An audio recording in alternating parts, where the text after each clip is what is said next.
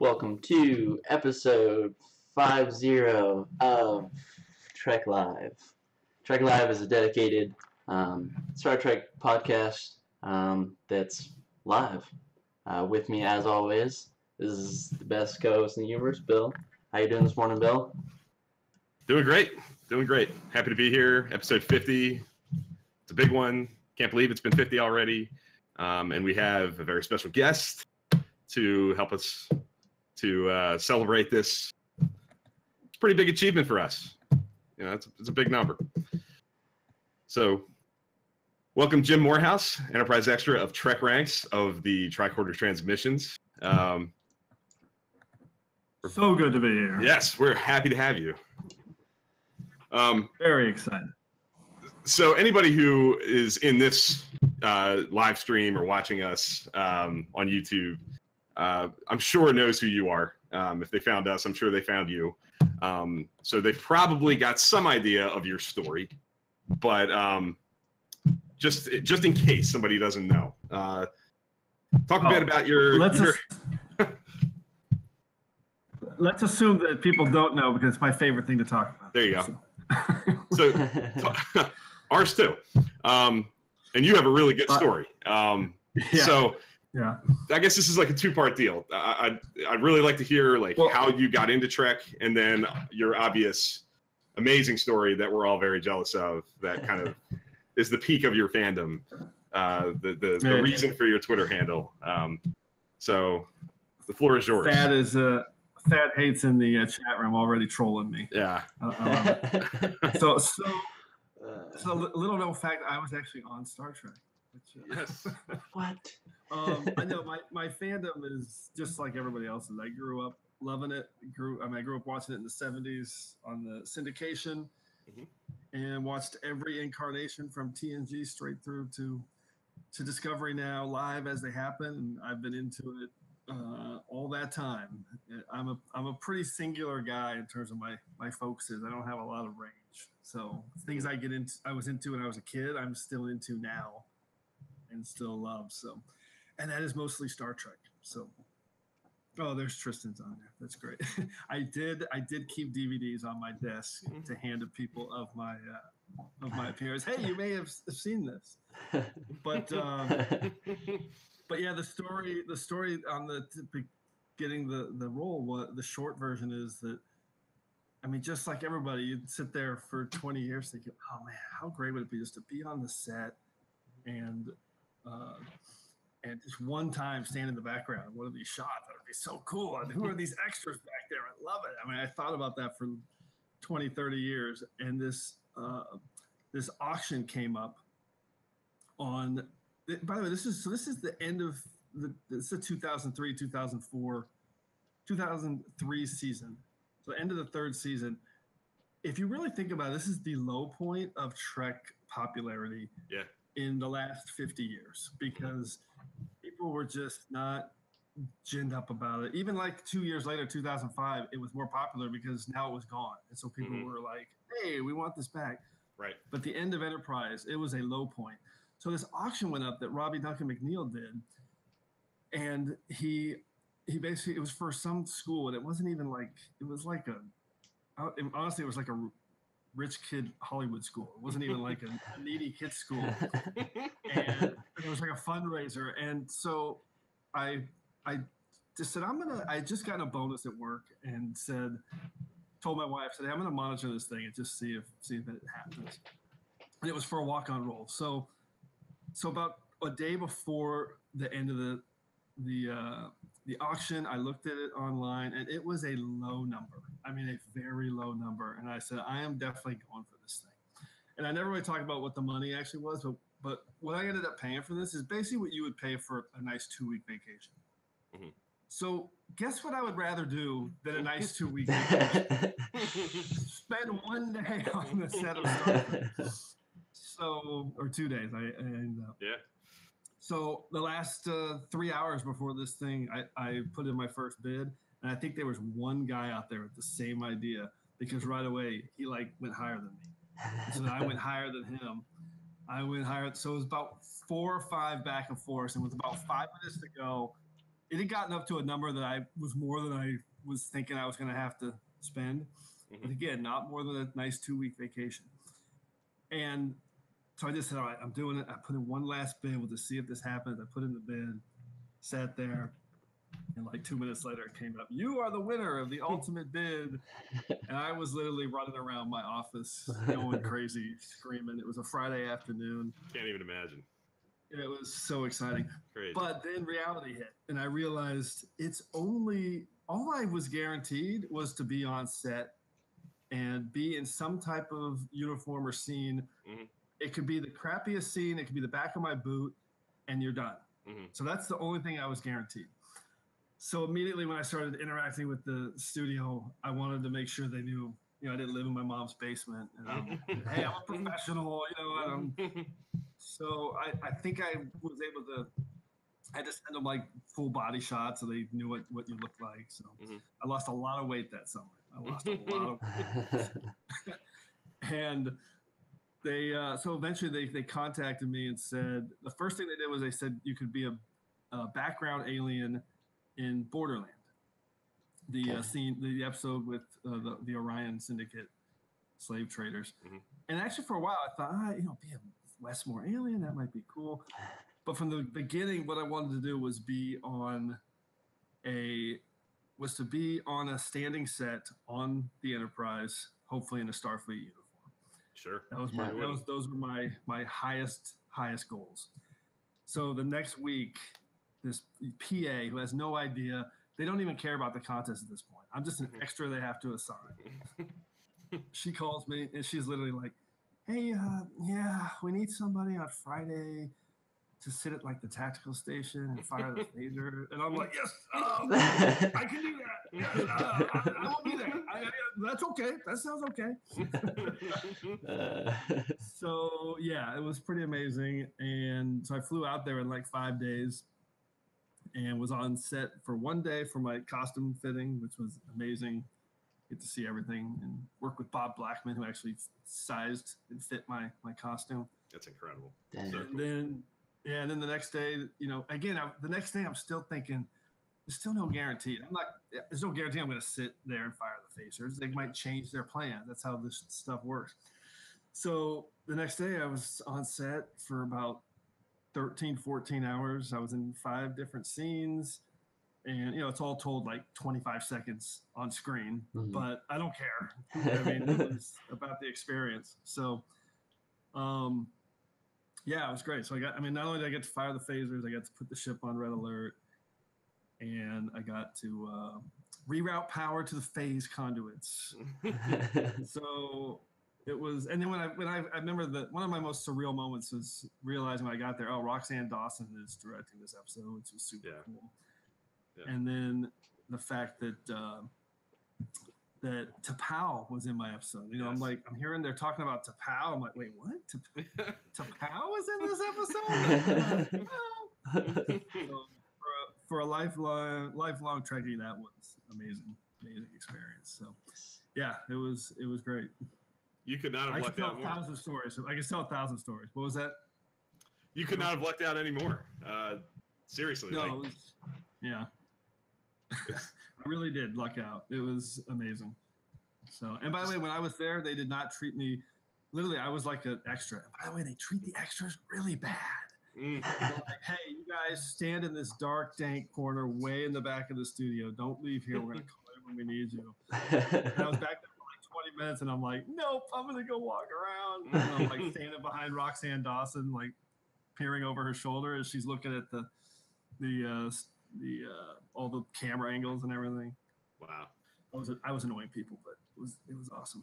Well worth it. And then the smartest thing I did is the day after I wrote down every single thing I could remember from the whole experience. So yes, that's on my website at trekranks.com. It's about 20,000 words. If you're ever really, really, really bored. It's all broken down and everything I can remember from it is there. So, and yes, I reread it a lot because I think about it every day. That's so cool. Yeah. Well, as somebody who has read it, I can attest that it is awesome, and that everyone, if you haven't read it, you should go over to Trek Ranks and trekranks.com and read every word of it, because it's really well written. It makes you feel like you're there. It conveys all that feeling that I'm sure you were experiencing on the set. It's one of the cooler things I've read, because it's something that I'm interested in. Like I love to hear about like the nitty gritty of the daily grind of making these TV shows, and the fact that you got to be there and see it as a fan is incredible. So as soon as I found out about you, Jim, and I heard that story and found out that I could actually read it, I was on it. I read it. It's one of the first things I did when your website went live, was to actually awesome. Get the whole story.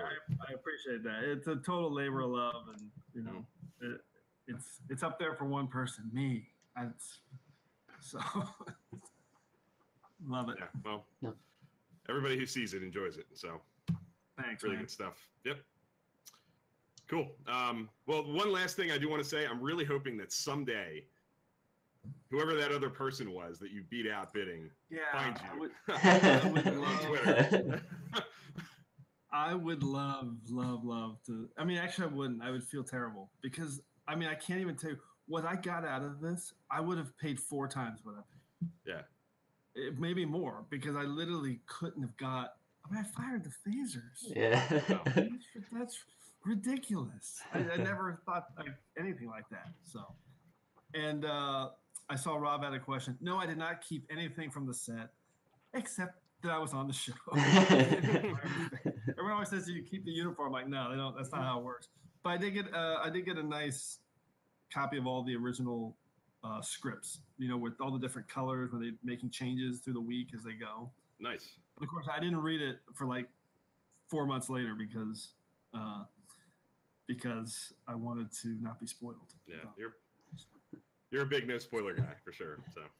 Yeah, for sure. Oh, and one other story.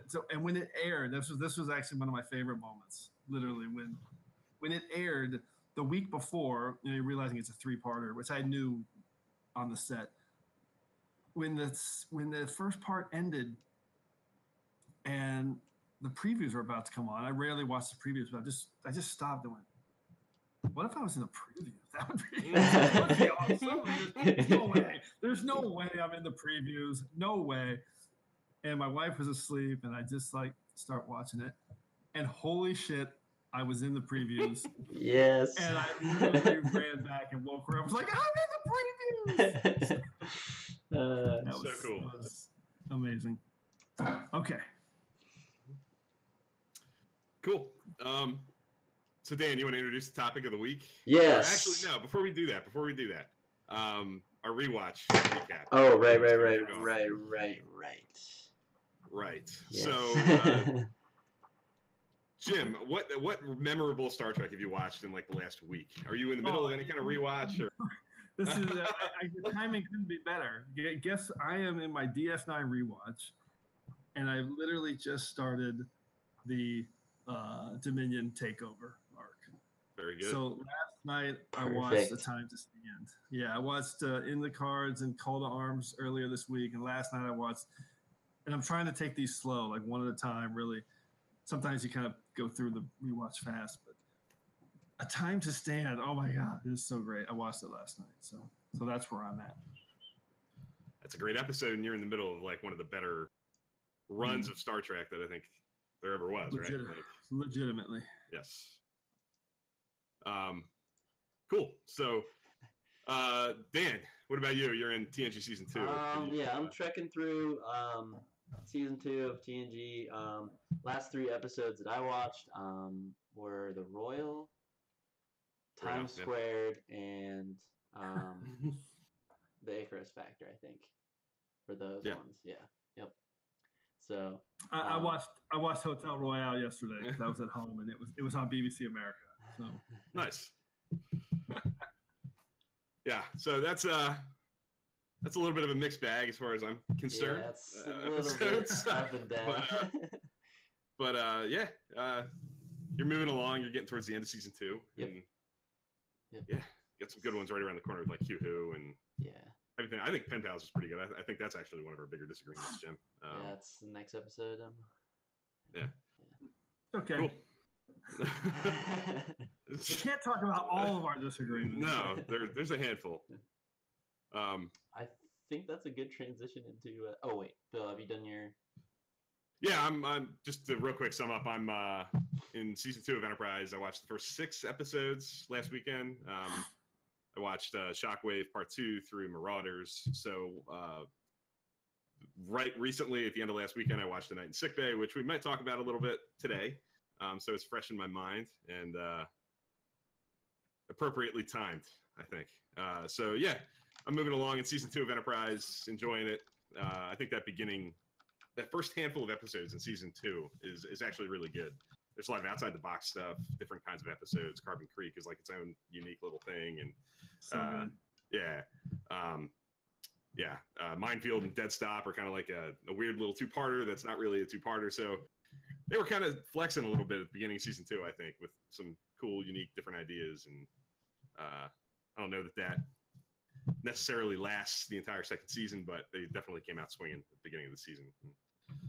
Enjoyed that. So, yeah, that's where we are with our rewatches. We're going to keep going. Keep everybody posted on our progress as we keep going. Yeah. So, what's our main topic, Dan? Our main topic, if you guys don't know, these two guys are known for ranking stuff, and they. So we put together a little list of episodes that they have the biggest disagreements. Now, I want to do a disclaimer. We want to be as positive as we can. But we're still gonna have some fun. They're gonna have some fun, kind of talking about their disagreements between their ranks. So. Yeah, so I think one thing that I definitely want to throw out there, kind of like Dan, is the important thing to remember here is I know and I think Jim would echo this. I love all of Star Trek, even the episodes that I'm maybe on the negative side of. It's better than your average TV. I'd rather watch, a week episode of Star Trek than just about anything else. So that's like the ground rule number one. That is for sure the ground rule, except for one topic tonight, which we'll get to. It's where I'm putting all my energy into that one, because I want everybody listening to understand that it's the biggest misfire in all of Star Trek. You think? It's literally my least favorite Star Trek episode, except for "And the Children Shall Lead." Wow. Anyway, it's a bold statement. But it's for all the reasons that I love Star Trek. So we'll get to that. That's coming in a bit. We're gonna get to it. That's going to be a big thing here. So one thing I want to ask before we start this, going through episode by episode. Jim, I've heard you say this obviously many times on Trek Ranks, but just for the purposes of this show, how do you approach your rankings? Like what we're kind of doing here is we're looking at where episodes sit on our rankings and seeing the big separation that might be on some of them. When you sit down to do that, like what's your approach? What's your methodology for? Yeah, it's always good to reset on that. So for me, it's really simple, and it's the way my mind works. I can be pretty black and white in this regard. Is when I'm looking at the episode, it's which one. If I can only watch one for the rest of my life, which one am I choosing? So the artistic merit and all those, how much Star Trek it is, and the message and all those things are important, and they're part of that. But ultimately, it comes to, so I might pick a rip-roaring adventure that I want to rewatch versus a really deep, thoughtful Trek episode where not a lot's happening. Yeah, but there's also the reverse of that, where sometimes I want to choose the other one. But for the most part, that's how I think about it. So can't be any more simple than that. So every time I pick something, know that that's what I'm thinking. Yeah. Well, I'm kind of envious of your black and white there.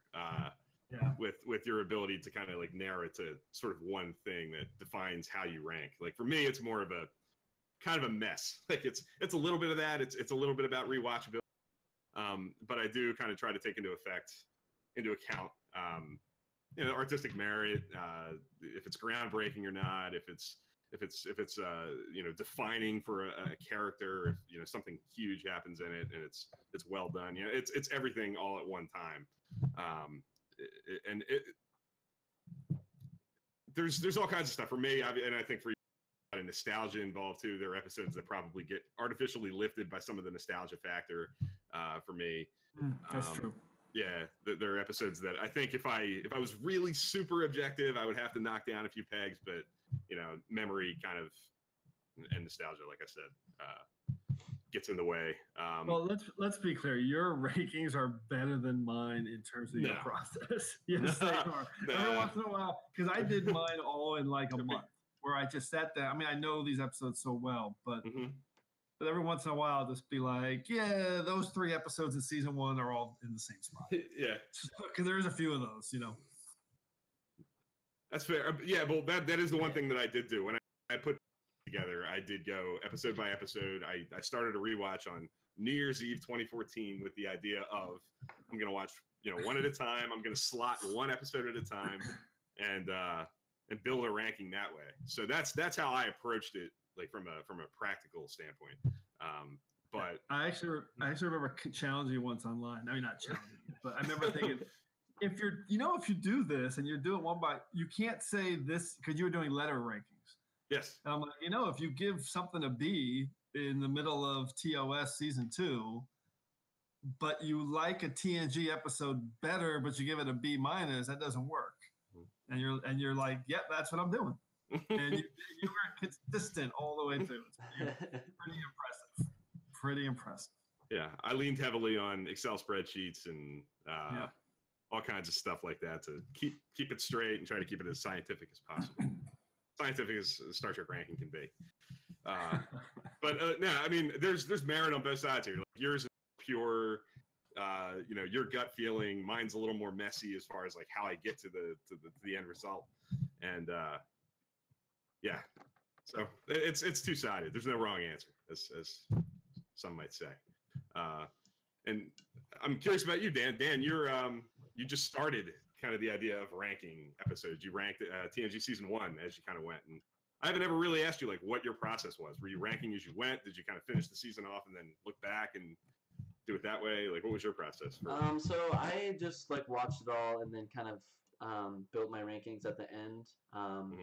For me, you kind of talked about the details. I would get lost in the details. I wouldn't be able to rank anything because it would just be too hard. So I'm with Jim on the more black and white. So that's kind of where I fall on that side. It's just simple. I'd rather watch this episode over this episode. And for me, it's like I'm like a junior grade, and you guys are kind of like, bridge crew, captains in the ranking side of things. So I'm just trying to start simple and kind of work into it. So. But to be honest with you, Dan, one of the reasons I like talking to you because you bring a different perspective in that you haven't seen all of the episodes 900 times. Yeah. Like Jim and I have been watching it forever. We've seen all these episodes dozens of times. And it's like one of the things I have to challenge myself to do when I sit down to watch it is like try to watch it through new eyes as much as possible so that it's not just kind of white noise in the background playing, stuff I've seen 100 times. And when you watch it and I talk to you about it, you're approaching it from hey, this might only be the second or third time I've ever seen this episode. I don't necessarily remember every detail. So that's a valuable thing to have in a conversation about this stuff. So definitely appreciate that. Yeah. All right. So, Dan, you're going to kind of guide us through this episode by episode. I can say this: we picked one episode per show, except Discovery. I don't think it was necessarily fair to include Discovery in this because there's only 15 of them. I don't think we have too many huge disagreements on that, and I'm not totally locked in on my opinions yet. These are episodes that I've seen 3 or 4 times, and not 300 or 400 times. It's an exaggeration, but. Very excited to watch you go to use your process and go through Discovery in a few weeks. That's gonna be great. Yeah. We did not include the animated series, Ross. That's a whole other sensitive topic. That is a sensitive topic. Jim has feelings on the animated series, and I happen to agree with Jim on the animated series. So, Yeah, no animated series here. Hey, well, let me look it up in the Star Trek Encyclopedia. Oh, that's right. It's not in there. Shots fired. Yeah. Yeah. All right, Dan, what's our first episode of the day here? So you just want guys just go chronological order, random, or what are you guys feeling? Yes, because that way we can end with the coup de grace, as they say. Okay. First episode is from TOS. Wait, are we doing Enterprise first, or are we doing TOS first? Oh, okay. Oh, that's right. I was thinking because the Bill way would be Enterprise first. That's true. We could just get that one out of the way. I'm afraid to do Enterprise. You're afraid. I am. Bill, you call it, Bill. Let's do a night in sick bay first. We'll end with our the big one. Yes. Yeah. Okay. Cool. So. Well, that's the episode. We're starting with Enterprise. A night in sick bay. Who wants to go first? Well, Jim, why don't you explain your rankings? Explain your rankings. So before we started recording, I said there was one surprise, and this is going to be the one. So I rewatched it this week, and I still like this episode. There's things about this episode that I find really endearing. I love all the scenes with Archer and Phlox in sickbay. And that's for me like the driver of the episode. But I have to admit, and I'm gonna look at my rankings because I'm gonna have to lower it. This is my realization because this is the one surprise. So I'm glad we're getting this out of the way because it's a little bit of I can't think of the term, but it's the Archer stuff, which I don't think I really took into account previously how out of character and whiny he is really I found myself watching it trying to defend it and I really couldn't. But the things I like about it, I do like the humor. I think the humor works. I know you don't, Bill. I do not. But and I do like all the Phlox and Archer scenes. I think they're really, really solid. And I'm a big animal lover, so the addition of the Porthos and the Pyrithian bat, which I just love that Pyrithian bat. So all those things kind of just made it something I like and am fond of, and I think of in a good way. But I totally get that. Hey, Archie, you're a Starfleet captain, and you're bitching about this race that you just met. I mean, it's not like you've been in space for 50 years. You are just meeting people. You should be pretty cool. And by the way, they're super valuable because they're going to give you the freaking plasma inducer or whatever it was. Yeah. So this again, we're starting with a little bit of a thud, but Bill, you talk about it. Well, it's interesting that you say that.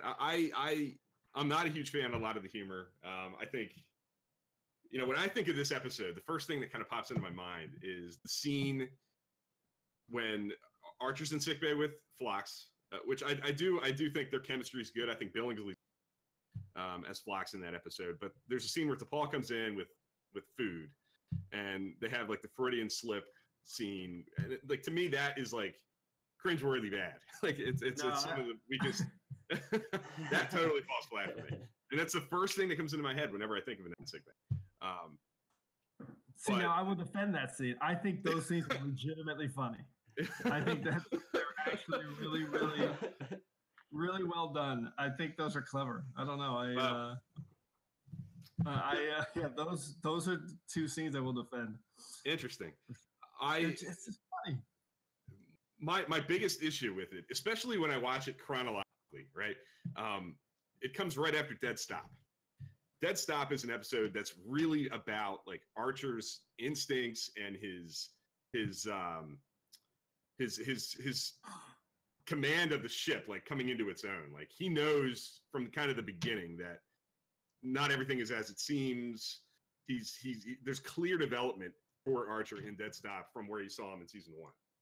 And I think to follow that up with an episode where his maturity kind of comes all into question, and kind of is acting a little bit of a like a little bit of a fool, is kind of damaging to the character at that point in the show. It's not fatally damaging. I think, you know, they recover from it. It's not like it doesn't completely destroy Archer's character, but I think when you watch it in sequence and you get, you know, Shockwave Part 2 and Minefield when he's you know, on the hull of the ship and, you know, has cool head trying to get that mind read, and they're on that station and he's like right away, something's not right here. His instincts are in tune. He's in command. He feels good. Like it's a stark contrast that I don't think really works. You know, like you've never had a Polarian slip. Never. I would never. No, I mean, I guess it all. In context, where it fell, really the only thing that where I have to spin back on, and I'm gonna reassess it, is the Archer stuff, because you know, it's never bothered me. I've been able to kind of, everybody gives something a free pass, and in some ways I was but in preparing for this show, I was realizing, wow, there's really nothing I can't lie. I'm not gonna go, hey, it's totally in character. So that part I realized, that didn't. But like Thad mentions the sexual tension part, I didn't mind that. I didn't mind that, especially because it was qualified, which is Phlox saying, hey, how long since you've been with a woman? So, and I don't know. It's a storytelling narrative. They chose it. It's not the best, but I like the structure. I like the concept, and I think the chainsaw scene is pretty good. It may go on a little long. It may go on a little too long. A little bit. Yeah. No, I mean, the thing that you said that I agree with, and the reason I have it at 86 out of 97, I think, on my rank, and it's a D+ in my letter grade language. And the reason it's not a little bit lower is I do like the structure of it. I like we're going to talk about this a little bit with another episode up, but I like any time that the show kind of takes a step back and it tries to be a little less like, oh man, we're in this huge crisis, and it focuses a little bit more on like the daily life being on the ship. The hour by hour structure of the episode, I do like. I wish there was more of that in the show, in all the shows. And like I was saying at the beginning when I was talking about season 2 of Enterprise, I think they kind of, it almost feels like, because even that episode, which I don't like, that the first 5 of Enterprise season 2, or at least after Shockwave Part 2, Carbon Creek, Minefield, Dead Stop, and Night and Sick Bay. Like those 4 episodes kind of represent really outside the box thinking as far as like structure and the types of storytelling. They're often very specific to Enterprise as a concept. They almost like shot their load like early in season 2, and if you watch the episodes, they kind of follow that. They kind of fall back into like more tropey, standard issue Star Trek episodes. So while I'm not a huge fan of A Night in Sick Bay at all, I do kind of, it was trying to do something different. It had its own tone. It had its own structural idea. So I'll defend it on those grounds. I do think Bill, he was my MVP of the episode. I think he's great in every scene he has. A lot of the stuff he has to play is like ridiculous and over the top, but he makes it work. But none of that is enough for me to overcome the Archer stuff, the kind of immaturity, and I don't know. I struggle with, I guess he did it once before. Like he took Porthos off the ship in Strange New World, and put him on the shuttlecraft, and they went down to that planet. Porthos was with them, but and that was awesome, Bill. Right? It was awesome, but they were it was an uninhabited planet. He took his dog with him. Hey, they checked. The Cretacians could have told them. He said that. I know. Jackass Cretacians. I know. It was all the Cretacians' fault. Yeah. I just don't buy that he would just put his dog on the shuttle and go to an inhabited planet, and especially as a species that they've already had like a major meltdown with and had major crisis with diplomatically. You have to buy that conceit for the entire episode to work, and I just don't do it. So so that's fair. That's fair. So all right, let's move off of it. Yes.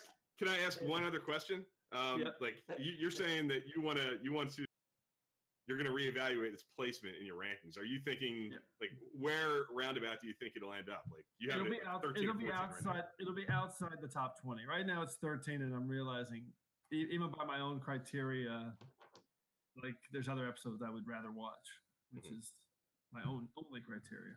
Right. So it's gonna be outside the top 20. I doubt it'll drop much further than 30. Interesting.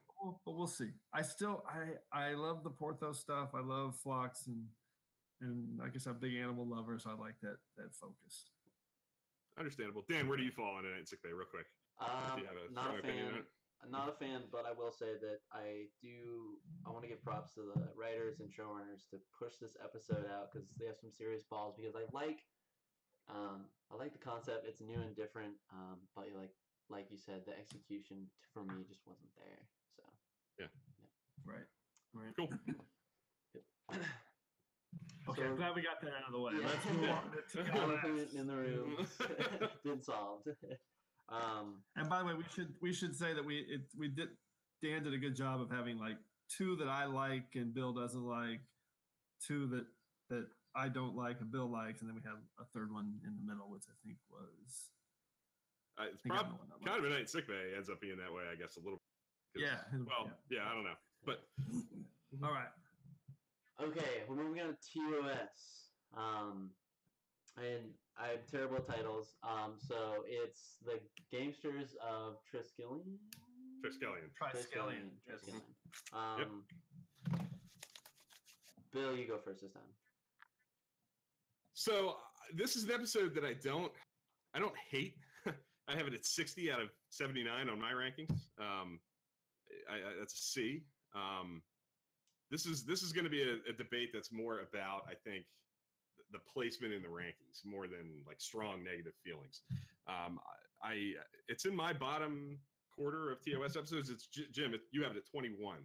Yeah, so almost top 20. So right. So that's like in your top quarter. You're a big fan. It's got a lot of. You guys talked about it on Trek Ranks last week a little bit. You named it as. That's right. Performance. Underrated, you had for Galt. We both one Mike Rittenhouse picked Galt as his underrated character, that's right. And I picked Joseph Ruskin as my underrated performer. So. Wow. And he's really cool. Galt is awesome. And the episode has a lot of like, it's classic camp TOS. The big long fight scenes, guys diving all over the place and stuntmen all over. Like it's classic TOS from that angle. But it's a little on the thin side for me. This is probably where ranking approach might come into play a little bit. I guess I don't know. Like for me, it's a little thin. It's got some good stuff at the end. There's a good ending to some extent, but half for me on the ending. I like the Kirk negotiating with the what are they called? I'm losing it. The thralls. The thralls. The thralls are the slaves. Yeah, the thralls are the slaves. The providers. The providers. Yep. His scene with the providers is cool, but not much else. It's awesome. Not much else works for me that well. Well, first of all, the fight scenes were not long enough. Okay. They're not long enough. This episode has it all. I love this episode. I mean, you talk about the camp. You're right, of course. Mm-hmm. But for me, the production design, the Kirk speechifying. I love this episode. I love everything about it. It's a little bit of a nostalgia love for me because when you're a kid in the 70s and you see this episode, it's amazing. So, I've always loved this episode, and mostly it's because of Galt and because of the production design. And like my brothers, we'd watch. This is the kind of episode where we would be watching, and then as soon as the commercials hit, we're fighting, but my brother can only be on the floor, and I got to be on the furniture. It's one of those just like in games. Really cool. That was kind of our thing. So yeah, I love this episode. I think it's so rewatchable. So it's definitely high on my rankings. But I get where you're coming from if you're not into the camp. Does it bother you that Kirk does not take Shauna with him at the end? And he kind of just leaves her behind? No. It bothers me. I mean, what? Because he fell in love with her? I mean, no. It was. It's not like. No, it's not. It's not about that. I don't think he fell in love with her. I think, like many of his conquests, he. For not a conquest, they kissed and then he punched her in the face. Exactly. Yeah. He that was bad. It is what happened. But hey, Shauna needed to be she was going to be a leader for the Thralls there in their new world. So, I mean, listen, Bill, if that's your critique, then I don't think you like any TOS episode. That's fair. There's a lot of those. There is a lot of those. For me, I do struggle with. To me, I feel like the fight scenes go on a little long. It's a little too built on those fight scenes. It leans a little too heavily on the fight scenes, and maybe the camp doesn't hold up for me as well. Like it's not something that and obviously it goes without saying. TOS is really kind of half of its charm is the camp at this point, but that's an episode that it doesn't push it over the top for me. It's a little much. I don't hate it. It's not. I mean, there are things in it. I love Kirk with the providers at the end. I think the stuff on the Enterprise with Spock trying to find them is really cool. The one thing that pops into my head as soon as I think of this episode is really early on, Kirk, Uhura, and Chekhov are on the transporter pad. They disappear. Scotty calls the bridge. Bong. Yep. Scotty calls the bridge and says they disappeared, and Spock's like, so great. You mean that beam down? He says, I presume in a manner not consistent with the way the transporter works. Yeah. It's so great. That is cool. I love that. So great.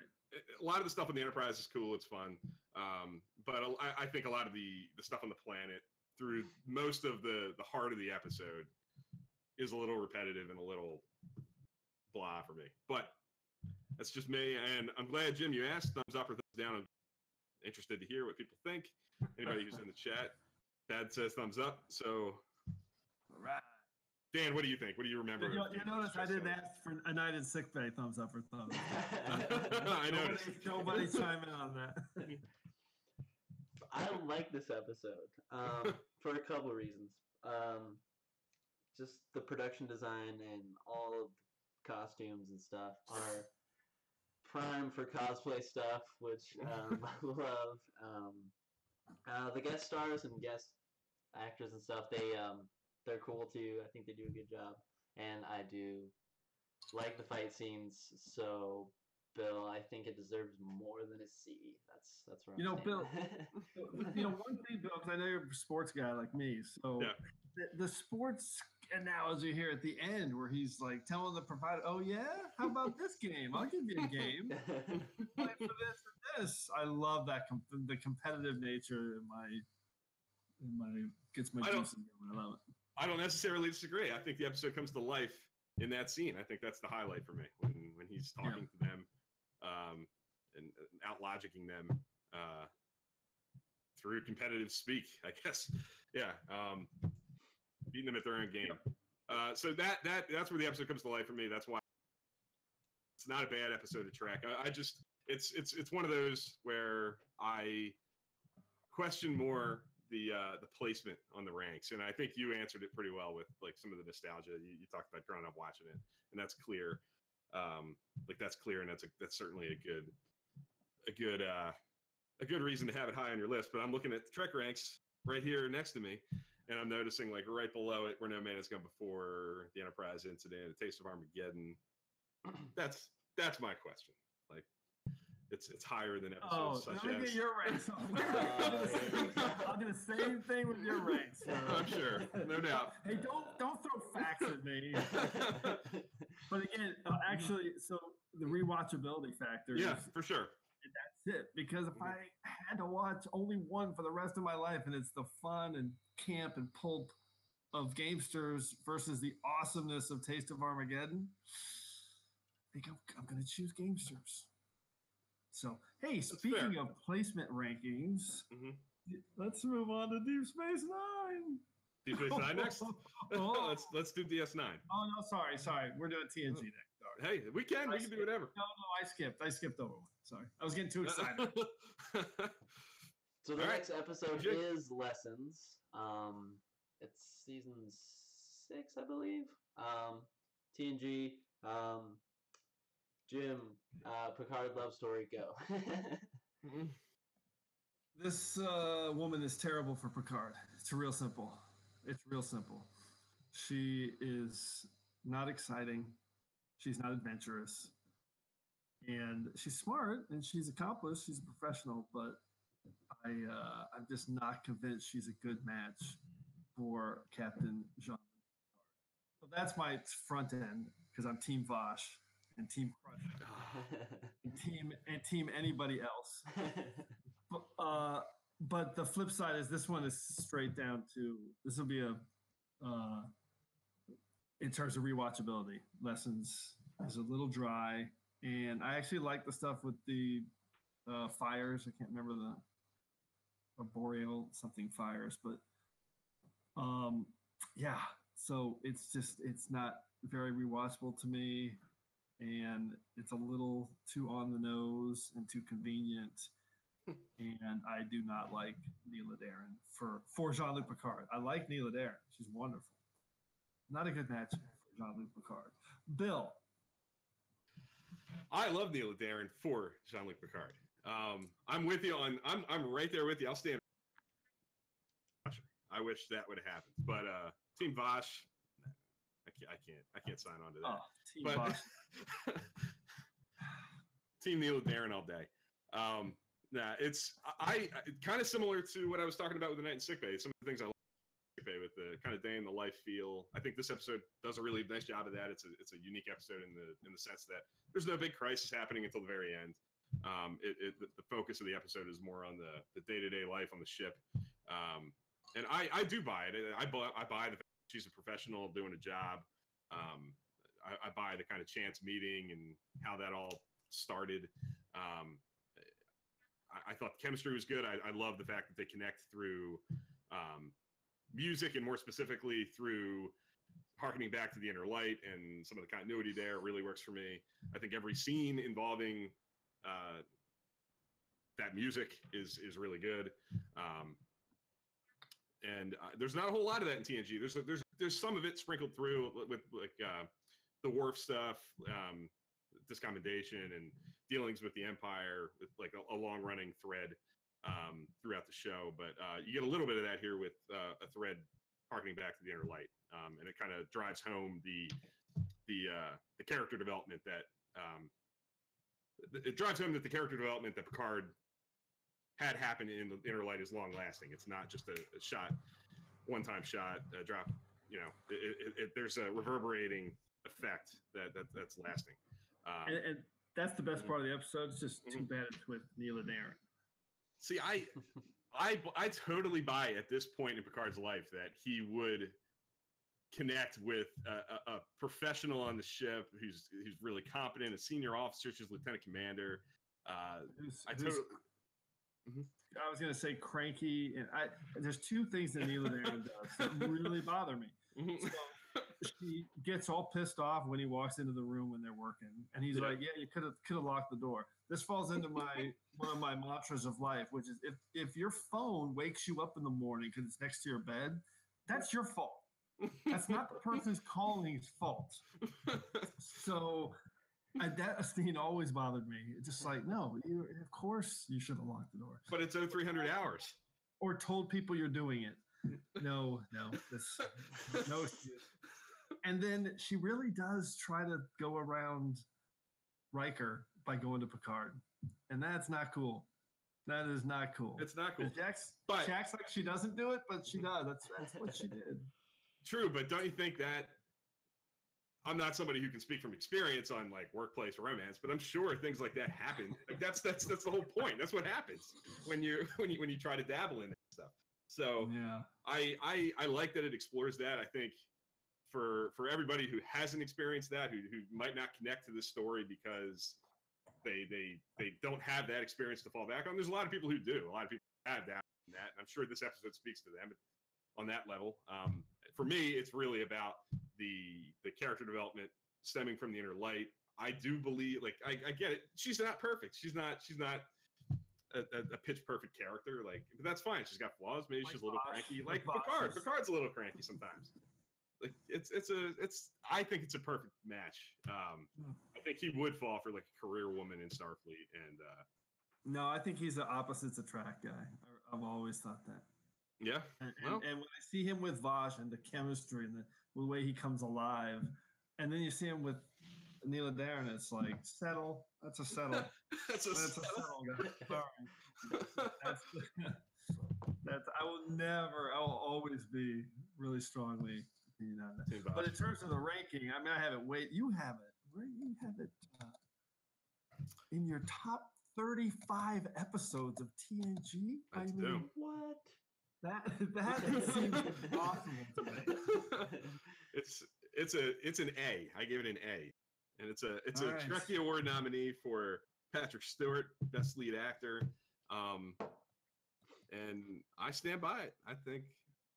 Since you did it to me, I got it up. You have it ahead. Sins of the Father? It's ahead of Sins of the Father. And Deja Q and The Outcast, Ensign Rowe, Peak Performance. Okay, we should not do that. It's the long running character development, man. I love that. I love that it's there. I love whenever you get it, and I love the day and the light stuff. I love the fact that Picard's just kind of roaming the ship at 3 a.m., stumbles into stellar cartography because he can't make his tea Earl Grey hot. All right, I love it. That's the best defense of the episode is the continuation of Picard's inner light narrative, which is cool, which is awesome. And the inner light is very high on my ranks, obviously. So any continuation of that story is going to work for me. So yeah, I get it. I'm way higher on that episode, people. I totally am conscious of that, and it's definitely a me thing. I admit that. But it's also team. If you're a team Darren, so yeah, and whenever I bring this up on Twitter all the time, and it's always like 50-50. It is. That's what I was about to say. Whenever it comes out, there's a pretty even split there. What do you think, Dan? Do you have a? I'm middle of the road on this episode. The fangirl in me is crusher or bust. So anytime any woman gets with Picard, I don't know. But it's just middle of the road. For me, I guess. And it's been a long time since I've seen it, but I'll make my way through it. But middle of the road is probably where it probably belongs. If you ask the general public, it's probably more in the middle of the pack. Yeah. Or like 130. I don't know about 130. I was thinking more like maybe 75 or 80 is probably more accurate. Okay. All right, so that's one we're not gonna. That's a little bit of a wider divergence than yes, Games of Skillian, I think. So for sure. Yep. So let's move on to Deep Space Nine in season 4, episode The Quickening. So, Bill, this is a big one. This is a big one. Start with how high you have this in your overall, and it's amazing how high you have it in your overall Trek ranks. In my overall Trek ranks, I have it. It's like top 50, right? So it's in the top 100 of all Star Trek for me. Yeah. And I have it. I think it's 20 or 19 for Deep Space Nine. It is 21 in my Deep Space Nine ranks. Wow. Love The Quickening. The completely covering all angles look at Bashir. Like it a lot of people have a big issue with Bashir at the early part of in the first couple of seasons of Deep Space Nine. His arrogance, his tough to get along with, like he's irritating, he's annoying. and he grows from that. And this episode is like an extension of that. It's like a forgiveness of that, or not a forgiveness, but it's a reason for that existing. It's a reminder that that's within him, that's part of him. I mean, we get more of that later on with the revelation of who he is, really.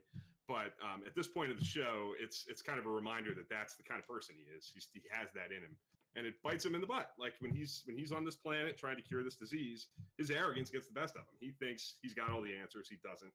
I love the fact that in a lot of Star Trek, the technology is the answer. It's there's always some sort of technological solution to the problem.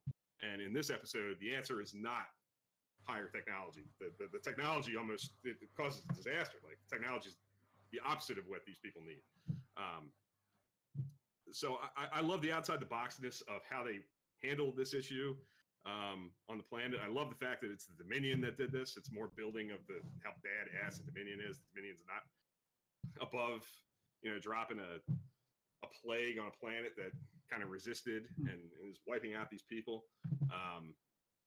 I feel like it's gritty and grimy and dirty. I feel like I have to take a shower after I watch it. The cinematography is really great. The outdoor location photography in this like broken down town. Like I don't know. I feel like it's really. I think Sadig's awesome in it, and I love that they present the character flaws and all. Like he's and the flaws almost catch him at the end, and he has to, Okay, I'm going to talk about all the things I like about it, and then I'll say why it's so low on my rankings. But you're right. Yeah. The production design is phenomenal. It's really, really strong. The story is actually pretty good. And you're right. The background with the Dominion stuff is awesome. But there's two reasons it's super. It's like 131 on mine and 21 on yours. So we have 110 spots difference. Wow. The main reason is because I don't. It's not an episode I want to rewatch a lot. So this is the kind of episode that gets hurt by my scale because it's upsetting. It's not fun to watch this episode. No, it's not. It's pretty dark, and they do a really good job of capturing the sickness and the illness. So that's kind of where my rankings are sometimes unfair. But the thing I hate about this episode, which we've talked about, is Trevion. For me, he is your typical one-note stupid chief character, and I don't like stupid chiefs, which I got from The Simpsons, and I use this in my my trope parlance, where basically it's when the cop gets the job done, but the stupid chief's like, yeah, you lose your badge, you're demoted, even though he did a great job. I hate stupid chiefs, and Trevion is just a one-note jackass who doesn't want to have a conversation with anybody about real solutions, and I hate that character. And stupid chiefs are my trigger. So, and the ending is really nice. Like, oh yeah, I'm a good guy now. I'm Trevion, and I'll help with the baby. So those are the things I don't like about The Quickening. But it really is a good episode. I mean, even though it's 131 on my list, but that's a product of my rewatchability scale. Yeah, I get that because it's not one. I'm going to put my feet up on a Friday night, have a beer, and I'm going to put The Quickening on. Yeah, that's a great start to my weekend. Yeah, no, I totally get that. Thad saying he likes it, he loves it, but he doesn't know if it would be in his top 50. That's probably a pretty common. I'm sure I'm higher on it than most people. I'm definitely sure of that. But it's also a product of the way you rank, because you're taking all these other factors into play and being really methodical about it. And I think that's actually, this one's pretty cool because we disagree, but I think it fits my ranking system perfectly, and it fits your ranking system perfectly. And can be totally different. When I think of The Quickening, like I said about a couple of these episodes, the first thing that pops into my mind when I think of Quickening, I think of the scene when Bashir realizes that it's like the EM emissions from the tricorder, and like he's surrounded by all these people that are like, they're done, like, and it's his fault. It's not really his fault. Like it's not a conscious mistake on his part, but like but it's a mistake on his part. It's something he overlooked. And I just love the fact that the technology is not the answer for once. We get a lot of Star Trek solutions that come from tech to tech. We're going to reroute this to that, and that's going to solve our problem. And in the Quickening, they go the complete opposite direction. It goes to like super simple, different kind of solution to a big problem. So yeah, that's a great part of it. So cool. Well, okay, let's. I'm so glad we saved the best for last. Dan, do you remember the Quickening real quick? Like, I know it's probably been a while since you did the particularly. I remember liking it, but I remember it being a very heavy episode. So that's kind of my thoughts on it. Deep Space Nine is like the series that I haven't seen. I've seen it before, but it's like the furthest in your memory. It's furthest back. Yes. Yep. But cool. We're moving on to the last episode. This is a Voyager episode. It's author. So, who wants to go first? Go ahead, Jim. I'll start. This is my least favorite Voyager episode. It's probably someday when I do my overall ranks, it'll probably be my second least favorite episode of all time. Because it is so mean-spirited and so untrue to character, and so it misses the mark on every level in terms of tone and execution. And yes, I get it. The holodeck scenes in the middle are kind of funny, and there's some good humor there. Hey, Cat. Hi, Bookies. We have Pete cameos on Trek Live all the time. Yes, so. Pete cameos are common on that. I forgot it was on camera. I was like, I'll just move them. So all of those reasons, and I'll get into the detail when we debate a bit, but everything the Doctor does is so mean-spirited. I mean, it's like literally he hates these people is what the writers are telling you. He hates everybody on Voyager. And when Voyager, if they ever get home, which at this point, it's coming, basically what he has done to them is the first thing they have to do now when they get home is have a press conference and say, hey, so we're not those people that things he wrote up. We don't do those things. And everyone on the Earth's going to be like, oh my God, the Voyager people suck. They're terrible, terrible, terrible people. This is vile what they did to this poor computer program. And for all of those reasons, I hate author. I hate it with a passion. I find it indefensible. Go, Bill. I don't think it's indefensible. I get it. It is. Let's hear it. Because I'm not giving an inch on this one. So give me a reason why it's defensible. Okay, so it is definitely the most mean-spirited thing the Doctor's ever done. But it's not the first time that his ego has gotten the best of him and the crew has to pull him back. Whenever he's doing anything that involves himself, whether it's something as simple as showing off his hollow images to the crew, he doesn't care what the rest of the crew thinks. He's not thinking about like whether somebody's enjoying it or not, or how it's being perceived by anybody else. He's a self-centered person, and he ultimately gets to a point where he realizes what he did in this episode. He doesn't fight back completely. By the end, I think he gets that it's a little much, and I think it's consistent with what he's been up to this point. He when he's doing something about him, he tends to be all about him. So, and all that's fine. So, but what the writers have decided to do, he's basically, it's the equivalent of just murdering somebody and then saying, I shouldn't have murdered that guy. I'm sorry. Well, it's bad. Rewatch what he says about these characters. It is vile. if somebody said those things about me, I would never talk to that person again. I don't care how much they come around. It's so mean-spirited. But do you think? Talk about tropes. I've said this many times. If we have smarmy literary agents in the 24th century, we're not going to have warp drive. Okay, it's such a 20th century thing. It's the worst. That character is such a joke. It's such a bad, terrible character. It's like I'm watching a terrible episode of freaking, Hill Street Blues or Law and Order or something. It's just the worst. Sorry. I mean LA Law, because that was kind of the hokey one. LA Law. LA Law. It's terrible. I don't think it's terrible. I think the literary agent's terrible. No doubt about that. That's a joke, and that's a plot device. And that's all it is.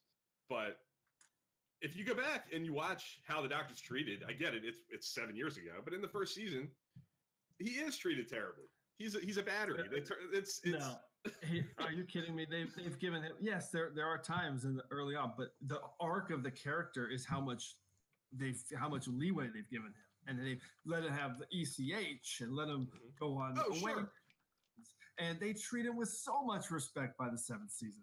So for him to put that out there in the world is for me it just completely betrays his character. And by the way, Virtuoso is my second worst episode because it's the same exact problem where it's like they take something where it's fine if the Doctor's upset and wants to fight for himself, but don't take it to this level of extreme assholeness, for lack of a better term. It's just I hate this episode. I mean, I'll argue with anybody that Ross. I know he was challenged, but again, it's the choices the writers made to make this so twistedly mean-spirited. I can't watch and enjoy it. All I can sit there is think, oh my God, if I'm Tom Paris when I get home to Earth, it sucks. My life sucks now. Lieutenant Marseille. No, I think this is a case where I think the episode would have fit much better, much earlier in the show, before some of this development has taken place. Because you're right. By the time we get to season 7, the stuff the Doctor's kind of referring to is kind of far in the rearview mirror. I think a lot of the stuff he's talking about, like in some of the scenes that are getting reenacted, and obviously, exaggerated to the hilt, are from the beginning of the show when he's first see that stuff and from his perspective and overly dramatized for sure. But it's a long way in the rearview mirror for sure.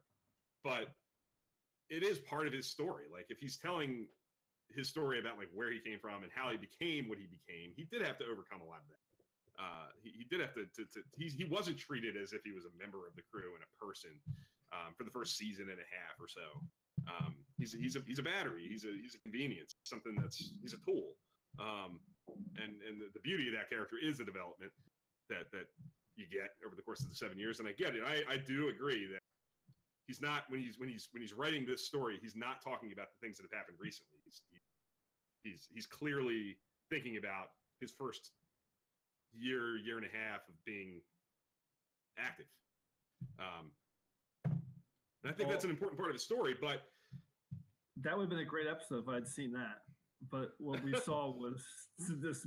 I mean, the level they took it to. Again, I haven't watched it in a while. I did watch it a couple years ago and live tweeted it because people were pushing back. I'm like, no, I'm going to give it a fair shake. I am going to live tweet this, and I eviscerated it in my live tweet because it's again, I can't get past the point that he has absolutely destroyed the reputation of every single person on that crew. This is what the writers chose to do. And everybody can give something a free pass, as I said before, so no problem. But the truth is, when Voyager gets back to Earth, the first thing they're going to have to do is defend themselves about this jackass and his really, really, really vile, mean-spirited story about all their reputations. I'm trying to think back. Some of the scenarios that we see in the house, they're all mean. They're all definitely mean-spirited. The one that comes to mind is isn't there a moment where Janeway is like in the holodeck forcing him to choose which patient to save and he won't choose and she kills one or something? Doesn't that happen? Like to me, that's the most extreme example. Like that's like the most unforgiving. Like maybe they went a little too far. Some of the other stuff is a little more tame. Like it's mean, but it's not damning. I don't necessarily think. I don't know. A lot of the humor works for me. Like a lot of people are saying in the chat, I see, referencing some of the funny moments. B'Elanna having to carry the huge mobile emitter. Yeah. I do remember finding out when I kind of got on Twitter and was starting to interact with people that I could not believe the love. People that think it would not love, but just that people don't hate it the way I hate it. Yeah. Because I hate it. I hate it. I think it is a terrible, terrible episode. It's god awful. Well, in every way. I'll say this: you articulate your opinion very well. It's a well thought out and loudly. It's definitely a staple on your feed. This dislike of author. This one I will never circle back on. So. I disagree with you more on this than I do. I'm not a huge fan of that episode. I don't hate it to the level that you're definitely way lower on both those episodes than I am, but this to me is a far superior episode to Virtuoso. I think it's more true to the character. But yeah, this will always be then our number one because I get it. Dan, where are you on this one, Dan? For me, I think the humor works on it. To me, it seems a little bit out of character because the episode I think of is Living Witness, and that's in season 4, where he defends the whole crew. He's like, no, this is not how it should work. These are great people. These are great people. And then season 7 comes around, it's like nothing. This transported back to season 1, where you're like, where are we? I get both points. I think it's kind of a fun episode, but I think it gets overwhelmed by the fact that this is kind of out of character for the Doctor. So I think Dan's hit the nail on the head because he did. I would say, listen, it's funny, and then when I look back on it, if I can remove myself from it and not think of it in the big context of character and Star Trek and what it says about 700 episodes of continuity, or consistency is a word I like to use better. Yeah. Then if I can remove myself from that, then the holodeck stuff's pretty funny. There's some good bits in there. I still hate the smarmy literary agent. That's a trope that I just want to destroy. But your point, I'm going to start using that. I'm adding Living Witness to my argument. That's a perfect argument. That's how the Doctor feels about his crew. Yeah. That's how the Doctor feels about his crew. Dan, you did your usual, snuck in with like a really great point at the end. Yeah, a lot of times you do that, Dan. Have to be the voice of reason there, especially on this episode. Yeah, good middle ground. Yeah. So I don't think we're ever going to come to an agreement on that one. Nope. I just. Putting the phaser on kill.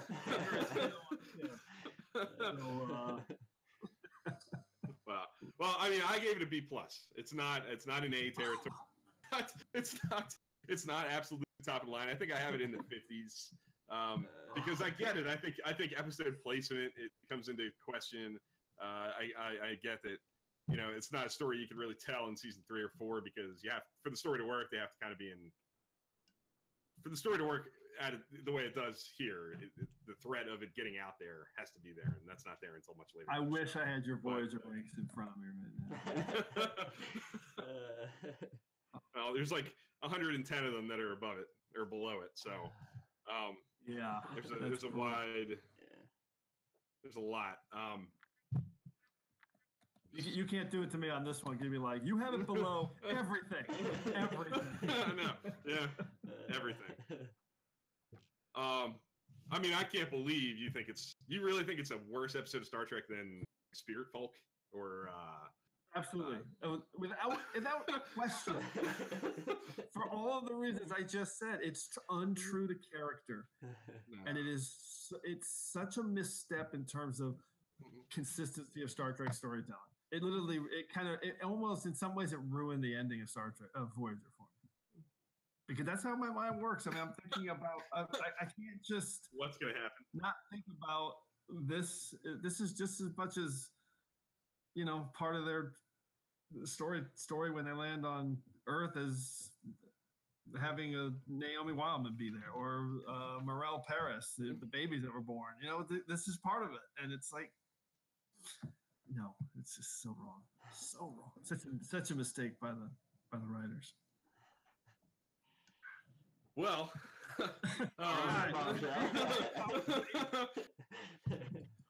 we'll put a Twitter poll out there, just a thumbs up, thumbs down option. I think Rob asked us for that for all these episodes, but I'm especially curious on this one and the quickening. I'm really curious to see like where people fall on just a simple thumbs up, thumbs down. I obviously put a poll out for pretty much for every episode with the letter grade options, but it's always kind of tough though, because people are gonna wait. It's a Star Trek episode. You want me to say thumbs up or thumbs down? Thumbs up. Yeah. A lot of people do. Yeah. But we'll figure something out. We'll figure out some sort of a poll to throw out there, because I'm really curious. I want to know like what it is for author. I think it was somewhere in the middle of the pack when I did it last time around. More towards the positive end than the negative, but not classic territory or anything. But curious to see what people have to say, as always. Yeah. Cool.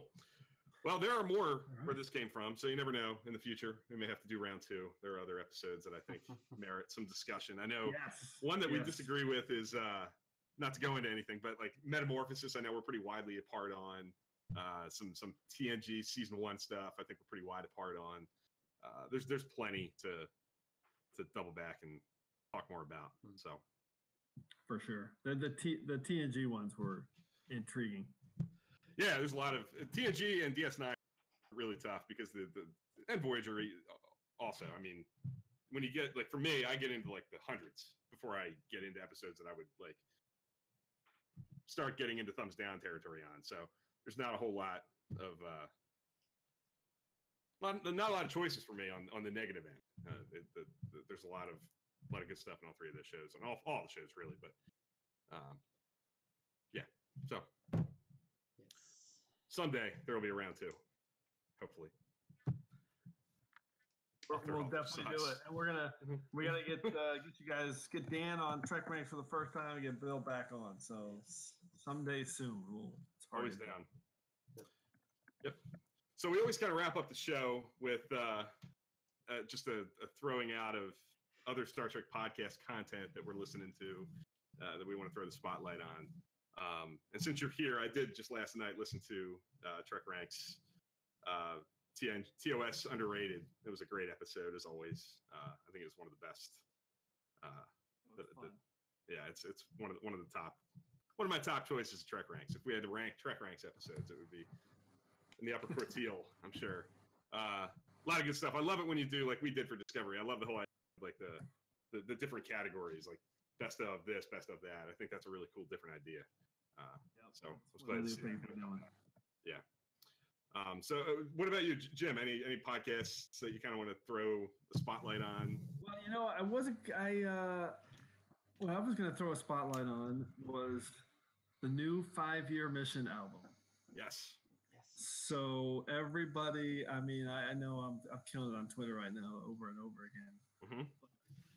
I just can't say it enough. If you love Star Trek and you listen to any kind of like rock or pop or alternative kind of indie rock music, go get 5-Year Mission. Trust me, if you like TOS, the thing that these guys did with their music is, the first time I heard it was creating a new way for me to enjoy these episodes of TOS that I've rewatched literally 100 times each. So when I hear these songs now and think about the episode in different ways, I love it. So these guys they're super talented musicians, and not just like a hack parody band. So yeah, no, they're really they're awesome. Yeah, it's well worth the X dollars to. I mean, just go get Year One. Trust me, you won't. The first 3-4 songs on Year One, you'll listen to and be like, oh my god, this is incredible. So that was my shout out. Just out of curiosity, are they? I can't remember. Are they definitely not the house band at sure? Correct. Yeah. Again, for the second year in a row, it's such a bummer. Creation is totally blowing it with this. They're just being blind to the value that guys like this bring to the stage. at conventions with their introduction and their banter and the way they interact with people. And they play really thoughtful, great music to introduce different guests, as opposed to the band they have on there now, which is Gary Graham's Sons of Kirk, kind of just crappy rock and roll cover. They just take famous rock songs and change a few lyrics. That's a parody band, and they're just not very good. And when you introduce, like Uhura or Nichelle Nichols and other prestigious female characters to Pretty Woman, walking out on stage, it's just like, no, guys, no. So they're terrible. They're really, really annoying. 5-year mission. Back to the good stuff. Go by. Got it. Yep. Year 4 or year 1. Any of their albums. Okay. What about you, Dan? Anything stand out for you? I'm gonna cheat and do kind of highlight the same podcast I did last week, this week, because it's so good.